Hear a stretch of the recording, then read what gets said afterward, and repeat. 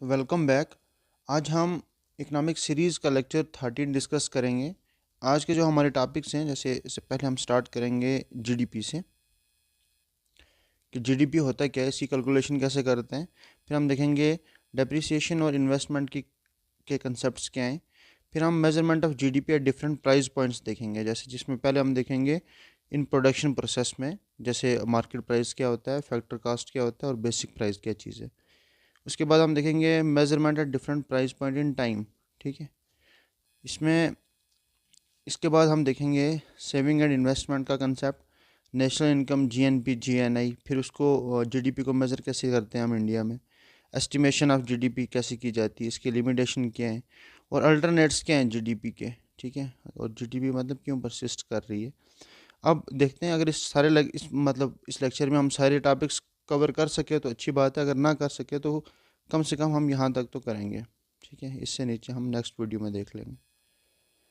तो स्टार्ट करते हैं। जीडीपी मतलब जीडीपी है क्या चीज़ है। देखो, हमने इससे पहले लेक्चर्स में काफ़ी कुछ डिस्कस किया है, अब बस वही एक किस्म से रिवाइज होगा और इसमें हम कुछ नई चीज़ें देखेंगे जो पहले शायद हमने नहीं पढ़ी होंगी। जैसे जीडीपी की बात करें अगर, तो आपको तो पता है जीडीपी क्या है। ठीक है, तो इसकी डेफिनेशन जो है ना, हम उसके हिसाब से पढ़ते हैं। ऐसे इसको जीडीपी को कैसे डिफाइन किया जाता है कि value of final goods and services produced in N economy in a given time period usually a year. ये है ना इसकी डेफिनेशन। अब इसी की डेफिनेशन को हम खोल के देखते हैं थोड़ा। जैसे पहले सबसे पहले क्या चीज़ है, value of final goods and services. तो देखते हैं इसका क्या मतलब होता है। मतलब जीडीपी क्या चीज़ है, value of final goods and services. तो वैल्यू का क्या मतलब है कि मतलब इसका एक्चुअल प्राइस कितना आ रहा है। ठीक है, मतलब किसी गुड एंड सर्विस का एक्चुअल प्राइस कितना है, जिसमें हम फाइनल फाइनल प्राइस बोल रहे हैं एक किस्म से। ठीक है, अब एक्चुअल प्राइस का मतलब क्या है कि हम सिर्फ, कहने का मतलब क्या है कि हम सिर्फ वही गुड्स एंड सर्विसेज मतलब इसमें इंक्लूड करेंगे, जीडीपी की कैलकुलेशन में यूज़ होंगी या इंक्लूड करेंगे जो जो इकोनॉमिक वैल्यूज़ रखती हों। तो वैल्यू का मतलब हो गया कि मतलब किसी चीज़ की वैल्यू होनी चाहिए, चाहे वो इंटरमीडिएट वैल्यू हो या फाइनल वैल्यू हो, मतलब वैल्यू होना ज़रूरी है। ठीक है, तो अब इस वैल्यू का मतलब क्या है कि मतलब उसका एक्चुअल प्राइस है क्या है गुड किसी भी गुड्स एंड सर्विसेज का। ठीक है, अब कुछ चीज़ें ऐसी हैं जो इनवैल्यूएबल होती हैं। ठीक है, उन्हें हम जीडीपी की कैलकुलेशन में यूज़ नहीं करते हैं। अब आप बोलेंगे ऐसी कौन सी चीज़ें जो है ही इनवैल्यूएबल है। तो जैसे फॉर एग्जांपल मदरहुड की बात कर रहे हैं हम। ठीक है, या वो सारे नेचुरल रिसोर्सेज जो इंडिया में पड़े हुए हैं। ठीक है, जैसे मान लो ग्राउंड पे पड़े हुए हैं, हम उन्हें कैलकुलेट नहीं करेंगे ना। जैसे मान लो कहीं पे एक रॉ मटेरियल पड़ा है बहुत सारा, किसी एक स्पेसिफिक एलिमेंट का, लेकिन हमने अभी तक उसे यूज़ में नहीं लाया है। ठीक है, उसका प्राइस अभी तक डिसाइड नहीं हुआ है, तो वैल्यू की चीज़ तो है वो, लेकिन हमारे लिए जब हम जीडीपी की कैलकुलेशन कर रहे हैं उस टाइम पे वो इनवैल्यूएबल है। ठीक है, तो अब समझ आ गया आपको वैल्यू का क्या मतलब है यहाँ पे। ठीक है, मतलब एक्चुअल प्राइस किसी भी चीज़ का। ठीक है, उसके बाद फाइनल। अब देखो यहाँ पे क्या चीज़ है, it is defined as the value of final. देखो ना, वैल्यू तो समझ आ गया, वैल्यू क्या चीज़ है। ठीक है, मतलब इनवैल्यूएबल चीज़ों को हम कैलकुलेट नहीं करेंगे, सिर्फ वैल्यूएबल चीज़ों को ही कैलकुलेट करेंगे। उसके बाद हम सिर्फ उनकी वैल्यू देखेंगे जो फाइनल गुड्स एंड सर्विसेज होंगे। ऐसे नहीं कि इन, अब देखो इंटरमीडिएट गुड्स की भी वैल्यू तो होती ही है, लेकिन हमने वैल्यू सिर्फ किसकी देखनी है, फाइनल गुड्स एंड सर्विसेज की। तो फाइनल का मतलब क्या है कि हम यहाँ पे सिर्फ final goods and services include करेंगे। इंटरमीडिएट गुड जो हैं उन्हें हम काउंट नहीं करेंगे, उन्हें हम सेपरेटली, देखो उनको पहले से काउंट कर लिया गया है। मतलब देखो, फाइनल गुड बनने में ना इंटरमीडिएट गुड का हाथ होता है। हमने पीछे पढ़ा था कि जैसे मान लो कोई भी गुड बन रहा है। ठीक है, जैसे मान लो ये कोई फैक्ट्री है जहाँ पे ज- जैसे मान लो यहाँ पे मेरे पास एक फाइनल गुड आया है, ये वाला, जैसे नोटबुक मान लो। अब नोटबुक यहाँ तक पहुँचने में बहुत सारी चीज़ों के प्रोसेस से गुजर के यहाँ तक पहुँची है। ठीक है, तो अब यहाँ पे उसकी कितनी वैल्यू एडिशन हुई है। जैसे मान लो शुरू में कोई दो कंपोनेंट्स चाहिए थे, एक कार्बन था हमारे पास और दूसरा मान लो वाटर था, एग्जाम्पल के तौर पे बात कर रहे हैं। कार्बन और वाटर, ये दो चीज़ें आ गई, तो ये दोनों पहले शुरू में कार्बन भी अर्थ से आया है, वाटर भी अर्थ से आया है मान लो, तो इनकी इंटरमीडिएट कास्ट तो ज़ीरो थी। लेकिन जैसे ही यहाँ पे पहुँचे फैक्ट्री में, यहाँ पे वैल्यू एडिशन हुई, फिर यहाँ पे पहुँचे, यहाँ पे फिर वैल्यू एडिशन हुई, यहाँ पे फिर वैल्यू एडिशन और यहाँ पे मेरे पास फाइनल वैल्यू है इसकी। तो ये जो पीछे वैल्यू एडिशन हो रही है, तो ये हमारे लिए इंटरमीडिएट गुड्स की तरह ही है। ठीक है, इंटरमीडिएट वैल्यू एडिशन हो रही है, हम इन्हें कैलकुलेट नहीं करेंगे। अगर हम इन्हें भी कैलकुलेट करेंगे तो डबल एडिशन हो जाएगा, इसलिए हमने सिर्फ जो लास्ट में जो कास्ट आती है ना, फाइनल कास्ट, हमने सिर्फ वही देखनी है। अब उसके बाद आप देखेंगे आगे क्या बोलती है definition, value of final goods and service produced in an economy. अब यहाँ पे प्रोड्यूस का मतलब क्या है कि मतलब सारी की सारी जो प्रोडक्शन है ना, जो हम काउंट कर रहे हैं, वो सिर्फ हमने प्रोडक्शन ही काउंट करनी है। ऐसा नहीं कि मतलब हम सेल इसमें काउंट नहीं करते हैं, सिर्फ सेल काउंट नहीं करते, इंटायर प्रोडक्शन जितनी भी प्रोड्यूस हो रही है, ठीक है, हमने प्रोडक्शन मेथड में पढ़ा था, जितने भी प्रोडक्शन हो रही है ना सब काउंट करते हैं हम इसमें, ठीक है। सिर्फ सेल्स को काउंट नहीं किया जाता कि कितनी सेल हो रही है, बल्कि प्रोडक्शन को काउंट किया जाता है, तो इसलिए इसको लिखा प्रोड्यूस्ड। तो समझ आ गया, value of final goods and services produced in an economy हो गया। अब यहाँ पे इन एन इकानमी का क्या मतलब है? इन एन इकानमी का मतलब है कि हम इसमें क्या कंसिडर करेंगे, जो गुड एंड सर्विस प्रोड्यूस हो रहे हैं वो जोग्राफिकल बाउंड्री के अंदर होने चाहिए, मतलब कंट्री के अंदर ही होने चाहिए। अब कंट्री के अंदर बाहर का कोई बंदा आके फॉरेन आके, कोई मान लो फॉरेन फर्म है वो, लेकिन वो इंडिया के अंदर काम कर रही है, तो इंडिया के अंदर इस्टेब्लिश है, तो हम उसको भी काउंट करेंगे, ठीक है। Goods produce in domestic economic territory will be included irrespective of who is producing them, ठीक है। तो मतलब एक जोग्राफिकल बाउंड्री के अंदर जितना भी प्रोडक्शन हो रहा है, इसका मतलब है यहाँ पे इन एन इकानमी। अब देखो जीडीपी आपको समझ आ रहा होगा, it is defined as the value of final goods and services produced in an economy. अब आ गया in a given time period, ठीक है, यूजली हम ईयर रखते हैं, तो टाइम पीरियड का यहाँ पे क्या मतलब है कि जो भी हम आउटपुट मेजर कर रहे हैं वो एक टाइम पीरियड के अंदर ही होगा, ठीक है। ये एक फ्लो वेरिएबल है, स्टॉक वेरिएबल नहीं है। अब देखो फ्लो वेरिएबल और स्टॉक वेरिएबल क्या होता है। तो फ्लो वेरिएबल होता है, फ्लो वेरिएबल का मतलब होता है जिसे हम दो पॉइंट्स के बीच में, जैसे मान लो फ्लो वेरिएबल की डेफिनेशन होती है कि मतलब which is made between two points in time. जैसे मान लो इन दो पॉइंट्स के बीच की बात कर रहा हूँ मैं, तो ये फ्लो हो रही है कोई चीज़, ठीक है। जब हम इन दो चीज़ों के पॉइंट के बीच की मेजरमेंट लेंगे तो ये हम बोलेंगे ये फ्लो वेरिएबल है, ठीक है। स्टॉक वेरिएबल वो होता है जब हम सिर्फ मतलब गिवन पॉइंट ऑफ टाइम में ही, जैसे मान लो कोई चीज़ यहाँ से चली है और यहाँ तक जा रही है, ठीक है। अगर मैं ये बोलूँ कि यहाँ से लेके यहाँ तक इसने जो ट्रैवल किया है, ठीक है, इसमें इसने क्या क्या किया, मतलब इस पूरे की पूरी जर्नी में, तो दो पॉइंट्स के बीच में, तो इसे हम बोलेंगे ये फ्लो वेरिएबल में की बात कर रहा हूँ मैं। स्टॉक वेरिएबल का मतलब है कि एक पर्टिकुलर टाइम में, जैसे मान लो इस पॉइंट के ऊपर इसकी क्या डायमेंशंस थी, या इसका मतलब इसके अंदर क्या क्या करेक्टरिस्टिक्स थी, जैसे मैं सिर्फ एक पॉइंट की बात कर रहा हूँ, उसे हम बोलेंगे स्टॉक वेरिएबल, ठीक है। अब किसी भी कंट्री की जो जीडीपी है वो जनरली दो पॉइंट्स के बीच में ही मेज़र की जाती है, मतलब एक स्टार्टिंग डेट होती है और एक एंड डेट होती है, मतलब starting date of financial year, जिसे हम 1 अप्रैल मान के चलते हैं, और एक होती है end date of financial year जिसे 31 मार्च। तो हमारे पास दो पॉइंट्स हैं ना, दो पॉइंट्स के बीच की मेजरमेंट हम कर रहे हैं, ठीक है, इसलिए हम इसे बोल रहे हैं ये फ्लो वेरिएबल है, ठीक है। तो समझ आ गया आपको, ये थी इसकी डेफिनेशन। एक्चुअली थोड़ी ज़्यादा लंबी होगी, लेकिन ये अब आप भूलोगे नहीं इंशाल्लाह, क्योंकि ये मतलब इसका मेन यही था, ताकि अच्छे से समझ आ जाए। अब हम देखते हैं इसके बाद कैलकुलेशन ऑफ जीडीपी। देखो जीडीपी की कैलकुलेशन कैसे की जाती है, हमें पता है कि देखो फाइनल गुड्स, जैसे हमने अभी डेफिनेशन से पढ़ा, तो ये बोल रहा है कि value of summation of value of final goods, मतलब जितनी भी फाइनल गुड्स, ठीक है, जितनी भी फाइनल गुड्स, ये फाइनल गुड ए है, ये बी है, ये सी है, ठीक है, ये डी है, जितने भी फाइनल गुड्स हैं हमारे पास, अगर हम उनकी वैल्यूज़ का सम निकालेंगे तो वो जीडीपी के इक्वल होगा, ठीक है। इसको समझते हैं अब इसका क्या मतलब है। देखो एक फाइनल गुड जो भी है, जैसे मैंने बताया था कि फाइनल गुड, अभी हमने नोटबुक की एग्जांपल ली थी ऊपर, तो वो जो फाइनल गुड है उसकी जो वैल्यू है वो जनरली किस चीज़ का समीशन होती है, जितनी भी वैल्यू एडिशन हुई है ना रास्ते में उसकी। जैसे फॉर एग्जांपल यहाँ पे देखें आप, यहीं पे समझाता हूँ आपको। जैसे कोई भी इंटरमीडिएट गुड, जैसे कोई भी, जैसे मान लो ये हमारे पास दो इंटरमीडिएट गुड थे, ठीक है, IG1 और IG2। इन दोनों की जो वैल्यूज़ थी ना, ठीक है, वो वैल्यूज़ कंपनी ने रखी हैं शुरू में। जैसे मान लो मैंने एक दिन पहले भी एग्जांपल दी थी, इसकी आगे 1000, इसकी मान लो 2000, ठीक है। ये जो कंपनी इनको प्रोड्यूस कर रही है ना, ठीक है, मतलब वहाँ से जैसे मान लो अर्थ से निकाले जा रहे हैं, तो उस प्रोसेस के लिए वही फर्स्ट वाली कंपनी इसका 1000 इसकी वैल्यू रख रही है, और इसकी 2000, ये इंटरमीडिएट गुड की वैल्यूज़ हैं। अब जैसे ही यहाँ पे आएगी उसके बाद ये प्रोडक्शन के लिए आगे जाएगी, ठीक है। जैसे मान लो इसने यहाँ पे उसके बाद इसमें वैल्यू एडिशन कर ली, मान लो 3000 की, उसके बाद ये यहाँ तक जब यहाँ से निकलेगी, ये प्रोडक्ट निकल रहा है, तो 3 और 3 6000 का बन के निकल रहा है, ठीक है। और यहाँ पे मान लो होल सेलर के पास जब पहुँचा, ये इसकी मान लो फैक्ट्री थी, ठीक है। ये आ गई होल सेलर ने इसके ऊपर 1000 का अपने पास रख लिया, तो ये बाहर निकलेगा 7000 का। फिर ये रिटेलर के पास गया, रिटेलर ने इसे बाहर बेचा कंज्यूमर को, और मान लो 1000 इसने रख लिया, तो ये कितने गए 8000 का। अब आप देखेंगे ना, मैंने अभी अब आपको क्या बताया, मैं क्या बात कर रहा था कि जब भी जो वैल्यू ऑफ फाइनल गुड होती है ना, वो सबमिशन ऑफ क्या होती है, वैल्यू एडिड। मैं आपको समझाता हूँ वैल्यू एडिशन का क्या मतलब है। देखो ये वैल्यू एडिशन है, 2000 की वैल्यू एडिशन, 1000 की वैल्यू एडिशन, 6000 की, 7000 की और 8000 की, ठीक है।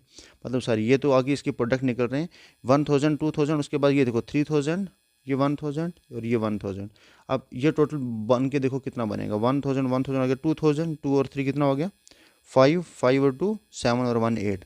देखो ये जो वैल्यू एडिशन हुई है ना, ये किसके इक्वल है, फाइनल वैल्यू की इक्वल है। वही मैं आपको ये बता रहा था कि वैल्यू ऑफ फाइनल गुड जो होता है, ये समीशन ऑफ वैल्यू एडिशन होता है, कि रास्ते में कितना वैल्यू एडिशन हुआ है उस सब को हम सम करते हैं। तो ये तो समझ आ गया आपको वैल्यू ऑफ फाइनल गुड का क्या मतलब है। अब हम देखते हैं यहाँ पे कि अगर मैं वैल्यू एडिशन कर रहा हूँ, जैसे अभी मैंने जो देखा समीशन ऑफ वैल्यू एडिशन होगी, ये क्या रिप्रेजेंट कर रहा है, summation of value added during all stage of production of a good I. देखो हमने देखा कि जितना भी मतलब रास्ते में जितनी बार भी उसको मतलब जितने भी स्टेजेस थे, हर स्टेज के ऊपर जितनी वैल्यू एडिशन हुई है उसी को बोल रहे हैं हम समीशन ऑफ वैल्यू एडिशन, ठीक है। तो अब इसी को, ये जो मैंने अभी ऊपर आपको बता रहा समीशन ऑफ VAI, इसी को हम क्या करते हैं, इसी को हम GVAI भी लिखते हैं। इस GVAI का क्या मतलब है कि मतलब gross value added. Gross value added का मतलब हो गया, मतलब मैं सब कुछ सबमिशन कर रहा हूँ। देखो अगर सबमिशन हटाऊंगा ना, तो ये बन जाएगा gross value added. Summation of value addition का मतलब हो गया कि जितनी भी प्रोडक्शन प्रोसेस थे, मतलब देखो स्टेजेस थे उसके प्रोडक्शन के, हर एक स्टेज के ऊपर जितनी जितनी वैल्यू एडिशन हुई है उसको मैंने बोला सबमिशन ऑफ वैल्यू एडिशन, ठीक है। ये देखो सबमिशन ऑफ वैल्यू एडिशन, ये जो मैंने समझाया है यहाँ पे। अब इसी समीशन ऑफ वैल्यू एडिशन को क्या बोला जा रहा है, ग्रास वैल्यू एडिड, ठीक है।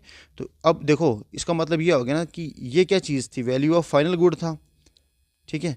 तो अगर मैं समीशन ऑफ, इसको मैं क्या लिख रहा हूँ GVAI, तो GDP को मैं कैसे लिखूंगा, समीशन ऑफ GVAI। क्यों, GVAI क्या चीज़ है, वैल्यू ऑफ फाइनल गुड, ठीक है। ये अभी हमने यहाँ पे देखा वैल्यू ऑफ फाइनल गुड कैसे निकालते हैं, summation of VAI, summation of VAI, उसी को मैं GVAI बोल रहा हूँ।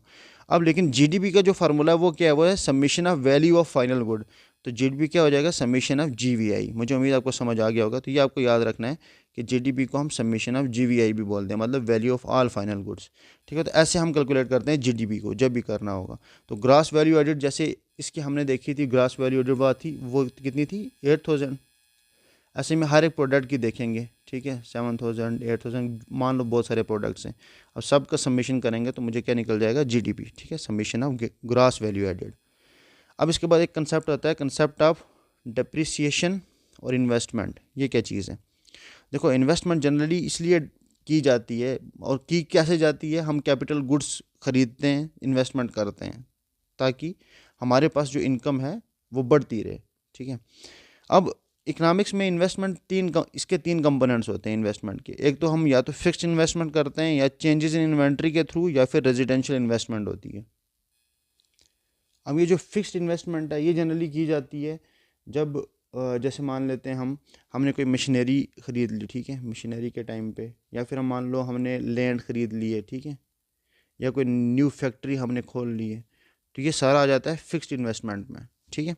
ऐसे ही चेंजेस इन इन्वेंट्री का क्या मतलब है, जैसे मान लो कोई फर्म थी जिसने कुछ गुड्स प्रोड्यूस किए, ठीक है, और उसको वो सेल नहीं कर पाई, तो मतलब उसके पास जितने भी गुड्स थे उसको कुछ को वो सेल नहीं कर पाई, तो इसके रिजल्ट में क्या होगा कि उसने एक अपनी इन्वेंट्री, मतलब जो चीज़ें बची हुई हैं वो एक किस्म का उसके पास बच गई, तो उसे हम इन्वेंट्री बोल रहे हैं, ठीक है। तो वो इन्वेंट्री उसके पास बच गई है।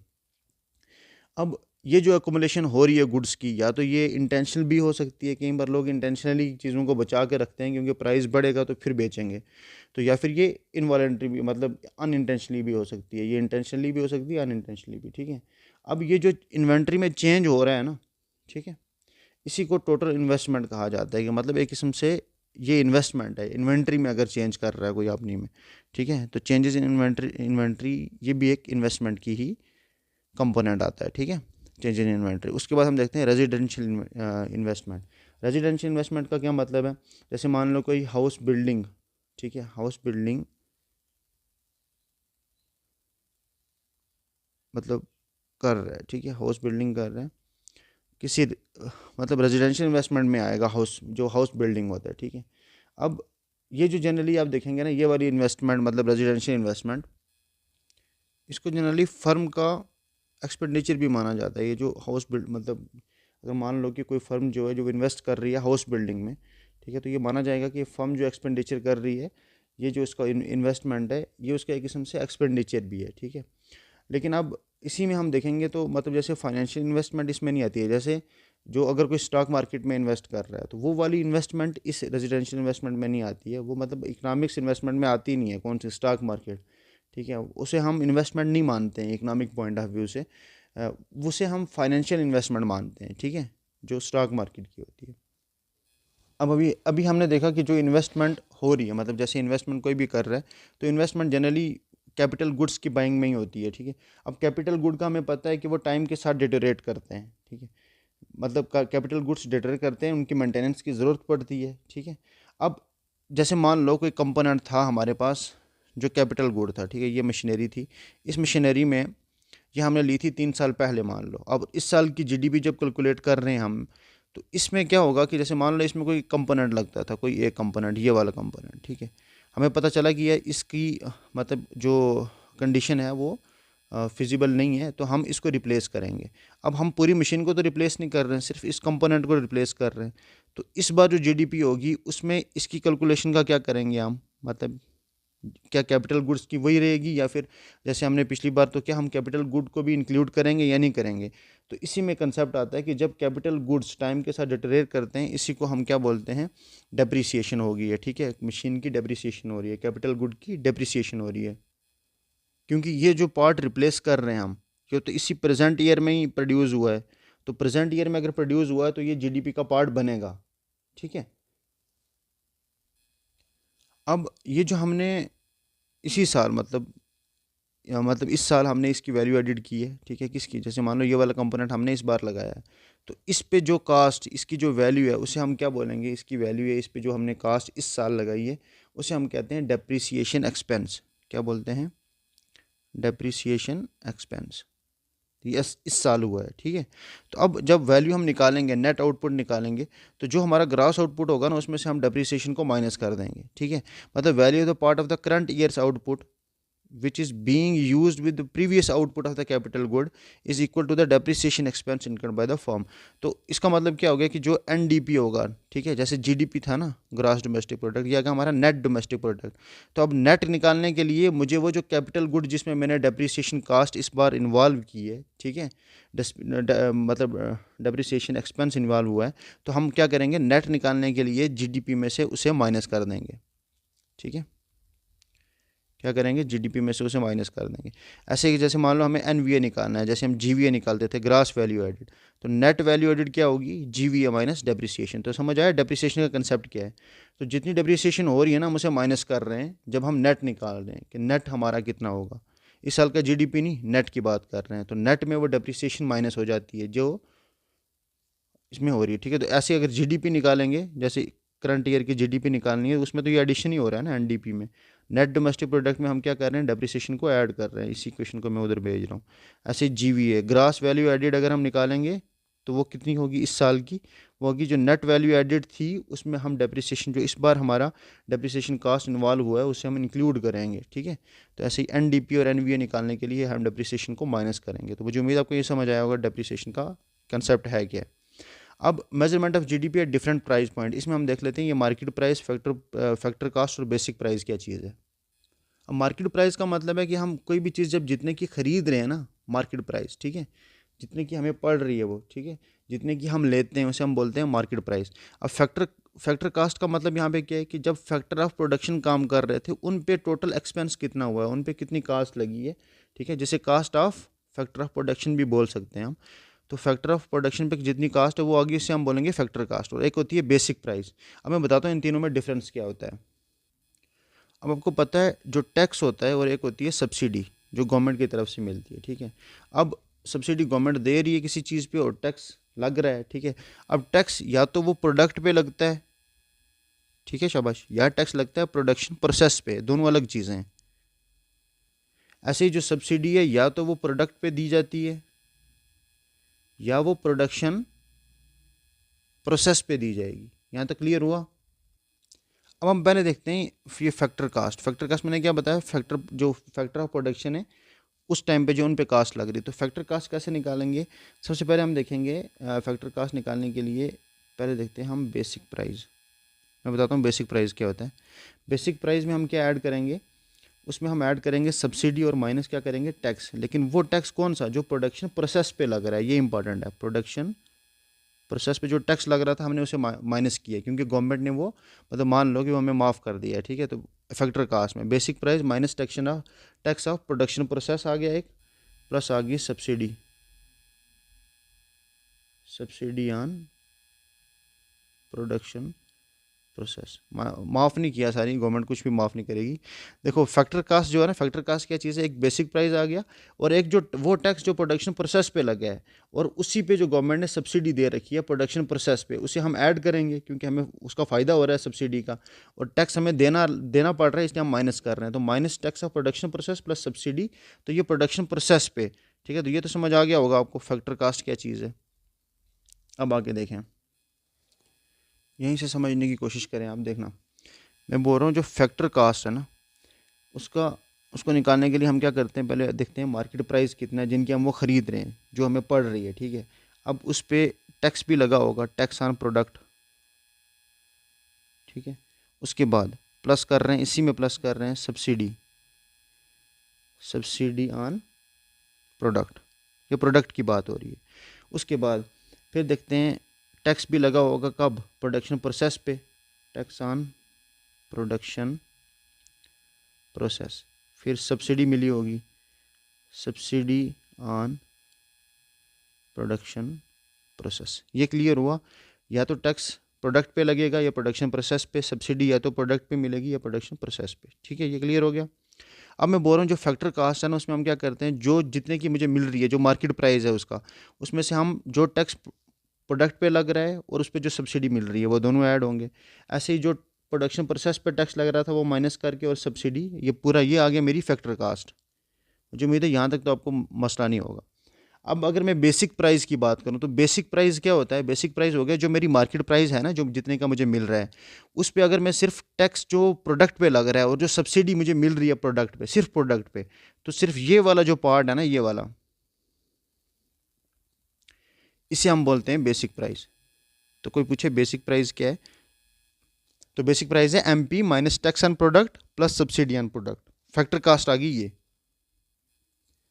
अब इसी को थोड़ा सा खोल के अगर लिखें हम, फैक्टर कास्ट को ऐसे भी लिखा जाता है कि जो मार्केट प्राइस है माइनस आ गया इनडायरेक्ट टैक्स। अब देखो जितने भी टैक्स लग रहे हैं, चाहे वो प्रोडक्ट पे लग रहा है या प्रोडक्शन प्रोसेस पे, वो आते तो इनडायरेक्ट टैक्स के अंडर ही हैं। तो MP minus indirect tax plus आ गई सब्सिडी। ये आ गया इसका जनरलाइज्ड फार्मूला, ठीक है। ये कैसे आया ये भी आपको समझ आ गया होगा। अब इसी फैक्टर कास्ट को ऐसे भी लिखा जा सकता था, अगर आप यहाँ पे देखेंगे तो इस पूरे को मैंने क्या बेसिक प्राइस माना हुआ है ना, तो मैं एफसी को लिख रहा हूँ बेसिक प्राइस, उसके बाद मैं लिख रहा हूँ minus tax on production process और plus subsidy on production process. Minus tax on production, या प्रोडक्शन टैक्स भी बोल सकते हैं इसे, प्रोसेस प्लस प्रोडक्शन सब्सिडी, ठीक है, या सब्सिडी ऑन प्रोडक्शन प्रोसेस, ठीक है। तो इसको ऐसे भी लिखा जा सकता था एफसी को, ये जो फैक्टर कास्ट है, ठीक है। अब जैसे ऐसे ही जैसे मान लो कि ये हमने क्यों पढ़ा, ये तीनों कास्ट क्यों पढ़ी, इसलिए कि जैसे कई बार हमें जीडीपी जो निकालनी होती है ना, या तो हमें मार्केट प्राइस पे निकालनी पड़ती है कि जीडीपी मार्केट प्राइस पे कितनी होगी, जीडीपी बेस प्राइस पे कितनी होगी, और जीडीपी फैक्टर कास्ट पे कितनी होगी। तो वो यहीं से निकल जाती है, ठीक है। क्योंकि हमने सिर्फ उसमें क्या करना होता है, हमें अगर जैसे मान लो एक पता है, जैसे मान लो आपको जीडीपी इंक्लूड करनी है, जीडीपी एट फैक्टर कास्ट, जो मैं लिखूंगा जीडीपी एट एफसी, तो वो कितनी आ जाएगी, GDP at basic price minus आ गया tax on production process plus subsidy on production process. ऐसे ही आपको मान लो मार्केट प्राइस पे निकालनी है, तो यहाँ पे GDP at market price is equal to आ जाएगा जीडीपी एट एफसी, और इस माइनस को पार रह जाओ प्लस बन जाएगा, इस प्लस को पार रह जाओ माइनस बन जाएगा। तो आराम से आप जीडीपी किसी पे भी निकाल सकते हो, आपको अगर ये समझ आ गया कि मार्केट प्राइस ये फैक्टर कास्ट ये क्या चीज़ है, ठीक है। मार्केट प्राइस, फैक्टर कास्ट और बेसिक प्राइस। अब आप बोलोगे मैंने फैक्टर कास्ट और बेसिक प्राइस तो बताया, मार्केट प्राइस नहीं बताया, तो मार्केट प्राइस यहीं से निकल रहा है हर एक फार्मूले में। अब इन सबको पार भेज दोगे तो ये मार्केट प्राइस निकल गया, ये देखो मार्केट प्राइस हर जगह है, ठीक है। इसके बाद हमारा नेक्स्ट टॉपिक था measurement at different price point in time. जैसे प्राइस इन करंट ईयर, ठीक है, ये देखना हो, और या price in some past year, इसको कैसे देखते हैं। अब ये देखो, ये जो प्राइस एट करंट ईयर है ना, इसका क्या मतलब है, जो करंट ईयर प्राइस है ना वो यूज़ होते हैं हमें जीडीपी जब हमें कैलकुलेट करनी होती है एट करंट प्राइस, ठीक है। मतलब करंट प्राइस का मतलब हो गया, या जैसे नॉमिनल जीडीपी जब हम कैलकुलेट करते हैं ना, उस नॉमिनल का मतलब है कि इसी करंट ईयर में कितना जीडीपी है हमारा, ठीक है। तो अब इसमें होता क्या है कि हम जो करंट मार्केट प्राइस है ना उसी को देखते हैं इसमें, ठीक है। मतलब वो जीडीपी, हम जब जीडीपी कैलकुलेट करेंगे हम करंट मार्केट प्राइस पे ही कैलकुलेट करेंगे जीडीपी, ठीक है। मतलब अब आप बोलेंगे कि जीडीपी हम करंट ईयर में ही कैलकुलेट करते हैं, आप पास्ट ईयर में थोड़ी करते हैं। तो जीडीपी किसी पास्ट ईयर में पास्ट ईयर प्राइस के ऊपर भी कैलकुलेट की जाती है, वो इसलिए करते हैं ताकि हम कंपेयर कर सकें कि हमारे जीडीपी में इंक्रीज़ कितना होना है, ठीक है। मतलब एक्चुअल चेंज कितना हुआ है आउटपुट में। समझ आ रही है मेरी बात। तो जब हम जीडीपी कैलकुलेट करते हैं किसी पास्ट ईयर में, ठीक है, तो उसे हम बोलते हैं कि मतलब चाहे वो इसलिए होता है ताकि हम कंपेयर कर सकें कि क्या कितना चेंज हुआ है हमारी जीडीपी में। जब हम किसी एक मतलब पिछले साल की करते हैं ना, तो मतलब इफ़ेक्ट पता करने के लिए, ठीक है, अ, उसे बोला जाता है कि जीडीपी जो हम कैलकुलेट कर रहे हैं जीडीपी एट कांस्टेंट प्राइस, ठीक है। एक आ गया जीडीपी एट कांस्टेंट प्राइस, जब हम पिछले किसी साल का निकाल के कंपेयर करने के लिए पिछले किसी साल की जीडीपी निकालेंगे, उसे हम बोलेंगे जीडीपी एट कांस्टेंट प्राइस। और एक होता है जीडीपी इन करंट ईयर, ठीक है, मतलब current price, GDP at current price और जीडीपी एट कांस्टेंट प्राइस, ये दो कंसेप्ट होते हैं इसमें, ठीक है। अब इसमें एक कंसेप्ट आता है बेस ईयर का, जैसे प्राइस में हम पास्ट ईयर, ये तो समझ आ गया ना आपको, जिसे हम क्या बोल रहे हैं, constant price, GDP at constant price, और ये आ गया जीडीपी इन करंट ईयर। अब इसी में कंसेप्ट आता है बेस ईयर का, ये इंपॉर्टेंट है, ये देख लेते हैं जाते जाते। ये बेस ईयर एक स्पेशल ईयर है जो हम पास से लेते हैं, ठीक है। मतलब पास में कोई भी एक साल हमने मान लिया कि ये हमारा बेस ईयर है, और वो हमारे लिए रेफरेंस पॉइंट की तरह एक्ट करेगा, ताकि हम जब भी फ्यूचर में जब जीडीपी कैलकुलेट कर रहे हैं तो हम उसके साथ कंपेयर कर सकें, ठीक है।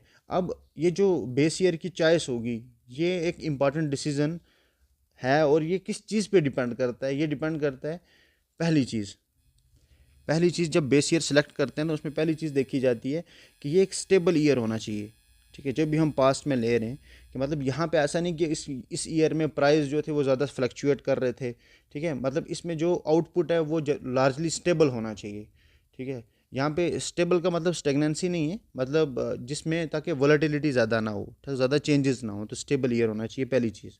दूसरी कंडीशन हम ये देखते हैं बेस ईयर सेलेक्ट करते हुए कि मतलब ये जितना ज़्यादा रिसेंट हो सके उतना ज़्यादा, मतलब जितना पॉसिबल हो सके हम इसे रिसेंट ईयर में ही लें, ज़्यादा ऐसा नहीं कि हम 70s में 80s में चले जाएं, ठीक है, ताकि हम ये मतलब जो करंट पैटर्न प्रोडक्शन का है ना उसे ये रिफ्लेक्ट करता हो, ठीक है। मतलब ऐसा नहीं होना चाहिए कि हम बहुत ज़्यादा पुराना साल ले लिया और वो आज के मतलब जैसे जिस हिसाब से स्ट्रक्चर चल रहा है इकानमी का उसको वो फॉलो ना करता हो, ठीक है। तो इसलिए ये चीज़ भी देखनी चाहिए इसमें। तो मुझे उम्मीद आपको समझ आया होगा कि मतलब एक तो हमें थोड़ा रिसेंट देखना है, और उसके बाद स्टेबल होना चाहिए, ये दो कंडीशन होनी चाहिए बेस ईयर सेलेक्ट करते हो, ठीक है। Thank you so much.